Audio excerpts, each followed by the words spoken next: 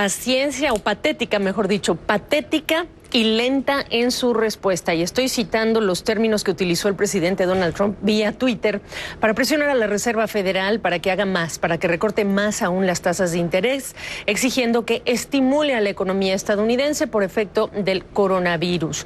El presidente Trump, de hecho, creó la expectativa entre inversionistas y ciudadanos de que vendría un estímulo. Y eso lo hizo el día de ayer apenas. Pero las posiciones políticas con los demócratas parecen apagar el optimismo con que amaneció el mercado bursátil, porque no parece que esta semana se dará un acuerdo o quedarán aclaradas las opciones que van a avanzar a nivel legislativo, porque hay medidas que requieren apoyo del Congreso. Voy con José Luis de Haro hasta la Bolsa de Valores de Nueva York, y lo que sí han podido hacer el día de hoy, y ya lo hicieron, pues es en reuniones con empresarios anunciar medidas que no requieren apoyo del Congreso, como por ejemplo este acuerdo con las aseguradoras. ¿Cómo estás?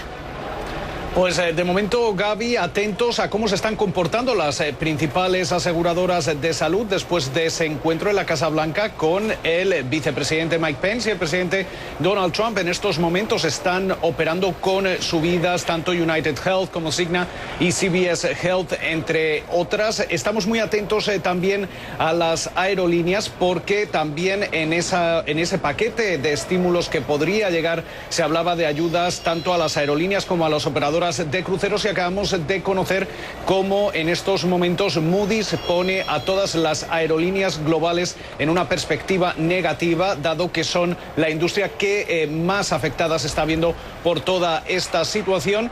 Y aquí en la New York Stock Exchange, en la Bolsa de Nueva York, los operadores lo que están buscando es que se clarifique cuanto antes cuándo va a llegar ese estímulo fiscal, claro, y qué es lo que va a contener antes de que comience realmente a dañar la confianza del consumidor y el consumo aquí en Estados Unidos. Y eso es muy importante, que se apoye y se impulse a los sectores más afectados, pero hay que hablar también de qué tan, directo apuntan a los directamente afectados. Un recorte en lo que es el impuesto a las nóminas, que para muchos va a ser poco porque no es directo, y mejor atender a aquellos trabajadores que se van a tener que quedar en casa, etcétera, porque ni siquiera la Fed, recortando tasas de interés, va a estimular si te tienes que quedar en casa.